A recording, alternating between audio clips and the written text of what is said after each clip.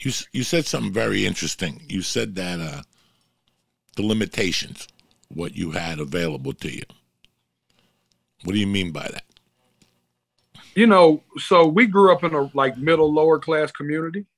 You know, at my core, my mother was a bartender. My father was a meat salesman that booked bets. So you didn't see a lot of people where I'm from. To this day, very few people from my little neighborhood in Nashville did anything. You know, I still got family members who have never left my neighborhood. Like, they've never even come to my shows on the other side of town. You know what I'm saying? It's like, in your world, it's like a motherfucker that grew up in Brooklyn and never went to Manhattan. You know what I'm saying? I'm just like, yeah, fuck, I need to go there for it. You know what I'm saying? It's like, that's how they feel, you know?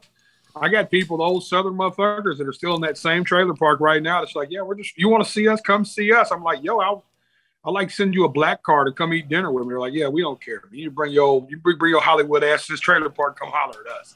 We're not going nowhere, you know. And they're just, so I didn't see too many options, and I knew I wasn't athletic, right? And I was been chubby my whole life, and music just kind of was the language of the neighborhood. You know, it just spoke to me in a way that, the way I explained it to people, Unc, was music is something we felt where I'm from. We didn't listen to. It wasn't background noise. Like when certain songs came on, you watched the whole fucking neighborhood shut the fuck up.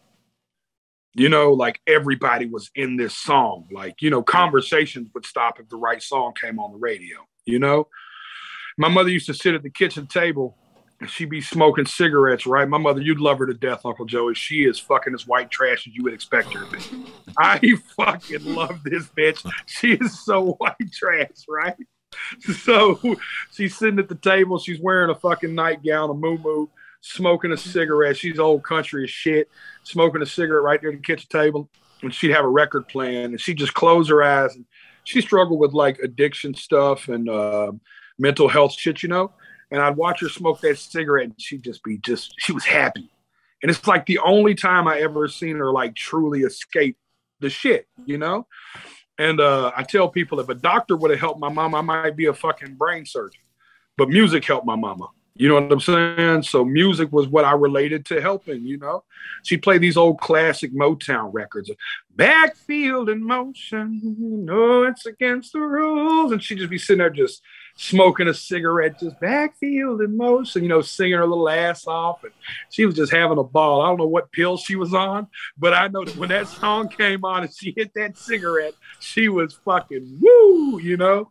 And I just remember thinking, man, I want to make people feel the way she feels. Like, to this day, I listen to Bette Midler, The Rose, and I cry.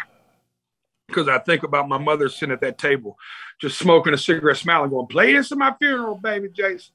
Play this one right here for me, boy. This the one. This the one. You know, and she just crank it louder, you know? And I think about that stuff and how music made her feel. And I was like, I want to make people feel the way music makes her feel, you know? It's a good way of looking at it, man. But no, when you said about your options, it's so weird how I was in the same boat. We all feel like we don't have a lot of options, especially when our parents are dead or they don't have money and we can't go to college. You know, everybody, you know, if you don't go to college, you kind of, not anymore because college is a waste of fucking time now. But when I was going to school, if you didn't go to college, nobody really wanted to talk to you. Right. You know, the biggest thing in the 70s was being, like, if you were a high school dropout, you might as well be a fucking junkie. You know, that was so I quit high school, you know, then I got the felonies. I was a criminal. I was hooked on drugs, and that's the same thing. You know, we're limited. You know, I really wanted to be a musician, but I know I would have pawned that motherfucking guitar. You know, it doesn't take a genius to know.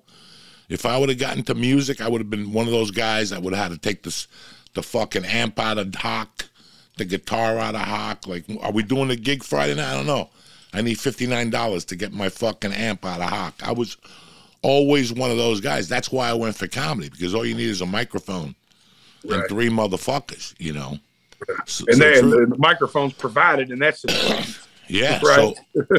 So when you said that, it's very like this is what was handed to you, and you ran with the fucking thing. Yeah, I made a decision when I was 16, one of 15. I'm not proud of that. We had we had got caught up in a robbery case, me and a couple of friends. And I ended up being deemed as making charges an adult right then. So I sat in the juvenile detention facility here in Nashville. I went the first time when I was 14 and I came home at 15. When I came home from the transitional center, I ran away or whatever, and caught a robbery case while I was out. Went back in, ran, and caught a third case that was an old robbery that it came back to haunt me. And I sat in that juvenile for like 2.5 years, the juvenile penitentiary, until the judge was like, nah, we think he made the decision. He was in, they charged me as an adult at probably 16, 17 years old.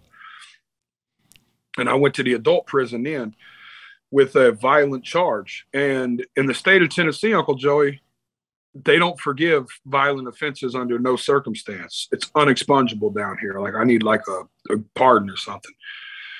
So at that moment, I was like, dude, I'm never going to, I'd already knew music's what I wanted to do, but I knew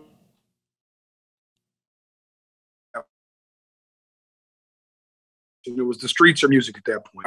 I've been in just my life at that point. I've already got hand tattoos, neck tattoos. I'm all the way there with it, So I was just like, man, I got to figure this shit out. And I came home and got riled up in a little more trouble, and had to go back and do the Watusi one more time. I had to go do the Texas two-step in the county jail a little bit more. And like I tell people, I hadn't finished touring the fine prisons of the state of Tennessee at that point. I needed to see a couple more. And then I came home, and while I was gone, I got a young woman pregnant on the way in. So when I came out, the kid was 2, hence the 14-year-old that lives with me now. And that was the turning point for me. But yeah, I felt optionless. I tell you all the time that our stories were so similar. You're like the guy I always related to the most in that world. Because it was like, I didn't see nothing but this. For me, it was just music. It was like I started selling mixtapes out of the trunk, right here in Nashville. I just like ride around when I got out of jail and just sell mixtapes out of the trunk and T-shirts and shit. And here you are. Here you fucking are. You were. So when you came out and your daughter was 2, when was the first time you went into the studio? When was the first time you wrote a lyric? What were you feeling? I had a lot of stuff from jail where I just sat in there for a couple of years and wrote. I just wrote a bunch. And I'll send you the clip of the video, but I came home and my dude at the time, YouTube was new. And I was so lucky I got to YouTube early, Uncle Joey. It was back when you had to go on a hard desktop computer and type in YouTube, the cell phones. And my dude had bought like one of these little camcorders from my dude, Syatt Arms, had bought a camcorder from Best Buy or some shit. Like, like an old standard, like, digital, but, you still flipped it, Sony cam or whatever. And Chad was like, put on a beat in the studio, like 5th day out of jail. Little house studio the homie had. And he's like, yo, rap to this, Jelly. So I've been in jail, so I'm fired up, right? And I'm just like rapping and I'm just talking shit. Well, he ends up posting the clip on YouTube, and back then it went viral. This is 10, 11 years ago, where viral back then was like a couple 100,000 views. This was like, not long after fucking Karate with Uncle Joey, right? This is that era where like little clips, like it was so new to the internet, shit was like, and it ended up getting put on World Star Hip.